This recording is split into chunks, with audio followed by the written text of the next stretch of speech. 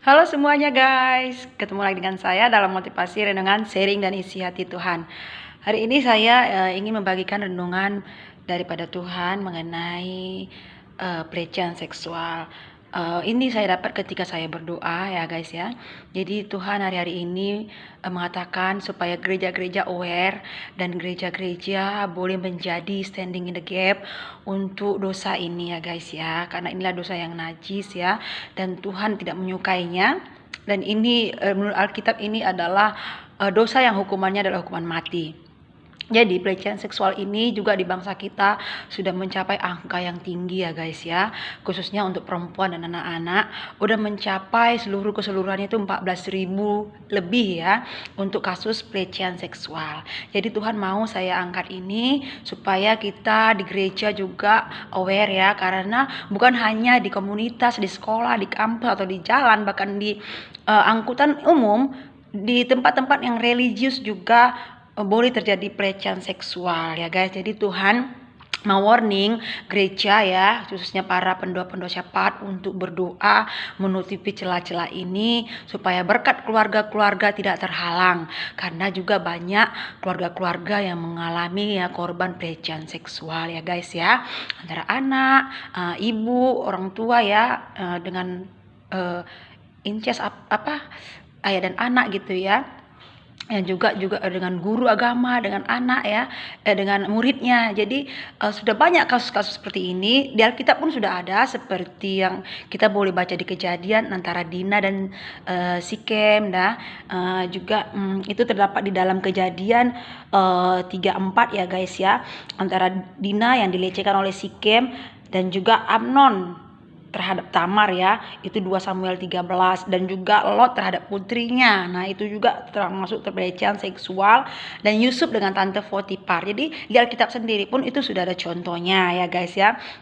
Dan jadi ini akibat dari pelecehan seksual ini banyak orang-orang yang korbannya ini jadi menyendiri, traumatis ya, tidak percaya lagi dengan keluarga, dan ini semua dipupuk dari keluarga ya guys. Jadi ibu-ibu, bapak-bapak yang di luar sana, didiklah anak-anak kita untuk aware juga ya. Anak-anak sudah sedini mungkin diajari untuk melindungi, protek dirinya ya guys. Ini yang Tuhan mau. Saya tanya Tuhan apa yang mau disampaikan gitu ya. Jadi sampaikan ya kepada bapak-bapak khususnya supaya menjadi orang yang takut akan Tuhan. Jadi di dalam Mazmur 128 Tuhan menekankan supaya istri-istri menjadi istri yang seperti pohon anggur ya, anak-anak kita seperti pohon zaitun yang dilengkan kepada meja-meja ya. Nah, itu kita boleh baca, dan orang laki-laki kita takut akan Tuhan supaya berkat itu turun ya. Karena pelecehan seksual terjadi itu kadang dari rumah ya guys ya, makanya sampai keluar sana. Jadi mari hari-hari ini iblis sedang menyerang keluarga. Nah, tidak kebetulan tema dari gereja kita ya, gereja A ya, saya bilangnya gereja itu temanya koneksi ilahi, itu mendatangkan kemuliaan bagi keluarga. Nah, hari ini adalah tema untuk keluarga. Jadi mari kita aware, kita melindungi putra-putri kita ya, saudara-saudara kita, anak istri suami kita, supaya terluput dari dosa seksual ya guys ya. Jadi supaya pelayanan bapak-bapak itu terjadi ya, pelayanan Elia terjadi, hati bapak-bapak kepada anak-anak berbalik, ke hati anak-anak kepada bapak-bapaknya berbalik, dan hati orang durhaka kepada Tuhan. Nah, jadi pesan hari ini khususnya ya kepada pemuka-pemuka agama, juga gembala-gembala ya, agama-agama yang lain. Mari kita aware ya, takutlah akan Tuhan ya, sehingga spirit ini tidak merajalela di circle kita. Jadi kita sama-sama berdoa. Saya menghimbau seluruh gereja, pendoa syafaat untuk aware dan warningkan anak-anak kita.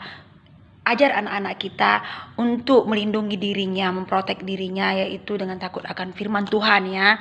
Supaya ketika iblis menyerang pikiran mereka yang jahat, ada firman Tuhan yang menangkal semua keinginan daging, keinginan mata, dan keangkuhan hidup. Ini pesan saya. Tuhan memberkati. God bless.